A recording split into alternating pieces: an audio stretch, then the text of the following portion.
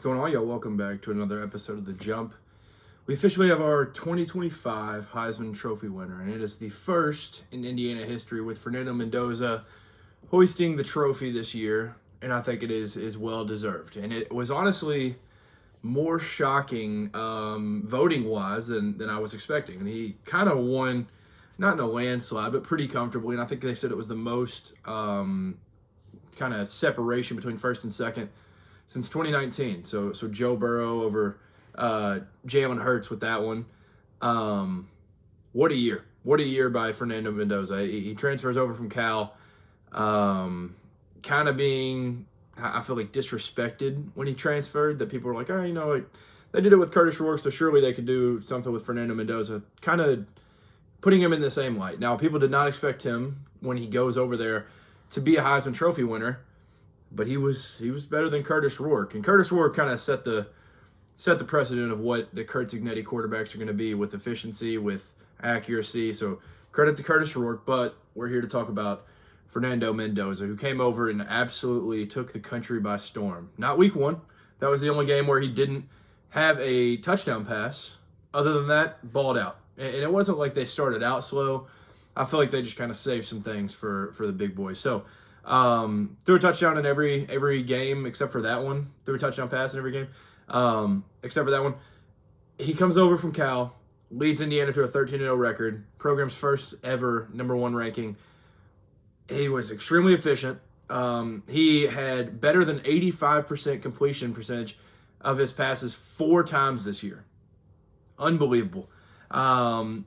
Just south of 3,000 yards, and the nation leader in touchdown passes. And I believe he was second for overall touchdowns with 39, with Byron Brown from USF being the leader. But he was second in QBR, 6th in completion percentage, and he just dominated all year. He did the things when they needed them most. You can talk about the Penn State game where Gus Johnson nearly passed out and said, "Give that man the trophy." Then I was like, I don't know about it yet, Gus, but the talks are happening, and they were happening before then, to be honest. But there's that one. He has the touchdown, the fade in the Big Ten championship to Surratt. So he just did all the things right when they needed it. And there were a lot of games that they did not need him because of how incredible he was all year long.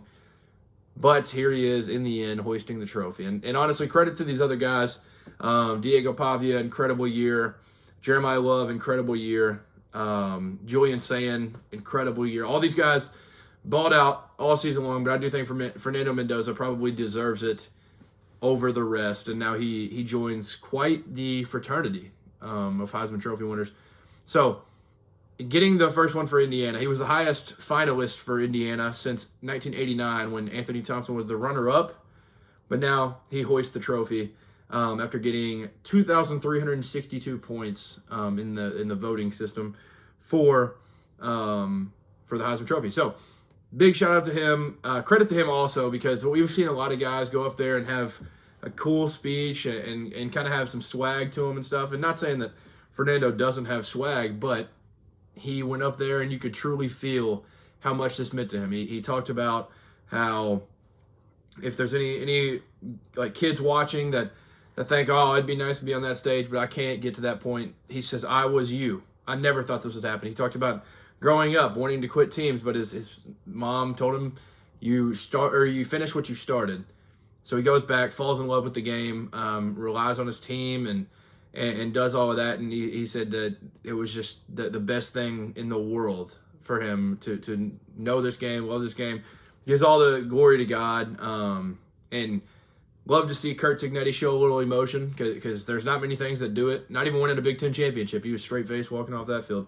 But this one, he daps up Fernando, and he says, great stuff, man. Good for you, or something. You deserve it. It was all this stuff with him smiling. I don't think he shed a tear, but it was close. And so it was awesome. It was an incredible night overall. And Fernando, man, he just being able to do it at Indiana over anything is extremely impressive and just tremendous overall. And the speech was awesome, like I mentioned. So it was a great night overall.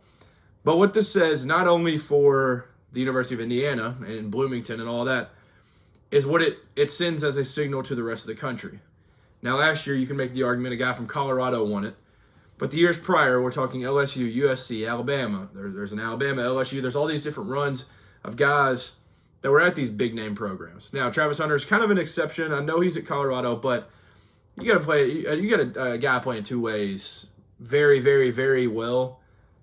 It's going to be tough. And now I know a lot of people thought Ashton Jeanty should have won it, but this feels like the first one of the new modern era of what college football looks like in 2025, where we do have Vanderbilt as a top 10 team and barely missing the playoff, and we have Virginia in the ACC championship, and all these teams that were kind of written off as being like the basement dwellers of conferences, where Indiana used to be, until Kurt Cignetti got there, the losingest program in the history of the sport. So what this says and sets as a precedent for the rest of the entire country is that it can be done. Not only can you go 13-0 in Indiana, you can win a national championship, have a Heisman Trophy winning quarterback. So what does that say for teams like my team, the Kentucky Wildcats?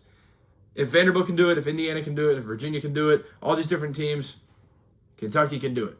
It gives a lot of hope, I think, across the country. Some teams don't need that. Like one team that pops in my mind is that like Texas Tech. Yes, they have the good donors, but it's really good coaching and growing those players that transfer in and everything. They can have a Heisman Trophy winner. They can go be the number 1 overall seed. They can do all that. See, that's like a notch above my Kentucky Wildcats in the grand scheme of the sport. But what it says just overall is that it is not impossible. Anything is possible in this sport and where we're at now. Being able to retain these guys and go out for Fernando Mendoza, one of the things that I think definitely helps him out a lot in boosting this was in that Big Ten championship where they lose Omar Cooper, and he really loses the second best option on the team, goes out and balls out, and it doesn't affect him. So this is not only just a regular Heisman. This says a whole lot more for the entire picture of college football to me, that Indiana has a guy hoisting the trophy. And it's not a slight in Indiana. It's a hats off, because you were the first to blaze the trail of having these teams that completely take over the sport and do it very, very quickly through NIL and transfer portal and just bringing your own guys from JMU, but then bringing guys in, getting a dude from Cal last year with Curtis, Ohio. Like, being able to build it like that. Now, it also shortens the leash on coaches a little bit. But congrats to Indiana. Congrats to Kurt Cignetti. Congrats to Fernando Mendoza. And he shouted out Alberto Mendoza.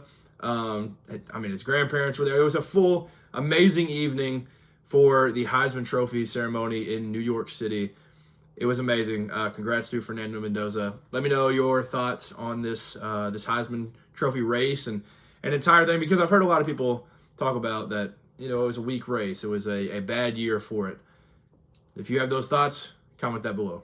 Peace.